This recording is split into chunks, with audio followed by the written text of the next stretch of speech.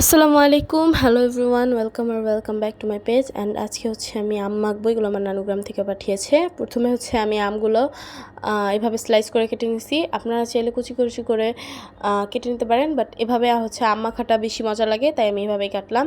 এরপর হচ্ছে আমি পরিমাণ মতো লবণ এবং মরিচ দিয়ে দিচ্ছি। এখানে আপনারা শুকনো মরিচ ইউজ করতে পারেন, কিন্তু কাঁচা মরিচটাই আমরা এখানে ইউজ করতেছি। কাঁচা মরিচ দিয়ে এটা মজা লাগে। এরপর হচ্ছে আমরা পরিমাণ মতো চিনি দিয়ে দিতেছি। যারা বেশি চিনি খায় তাদের জন্য বেশি চিনিটাই প্রেফার বেশি, আর যারা কম চিনি খায় তারা কম চিনিই দিবেন, যারা টকটা খেতে পছন্দ করে। তো আমরা একটু মিষ্টি বেশি খাই, তাই আমরা মিষ্টি বেশি করে দিচ্ছি, চিনি ভালোভাবে দিয়ে দিলাম। এরপর হচ্ছে আমটা মেখে নিব। আর এভাবে আম করার পর যত বেশি মাখা হবে আম মাখাটা তত বেশি মজা লাগবে, যেহেতু একটু টক মিষ্টি মিলানো।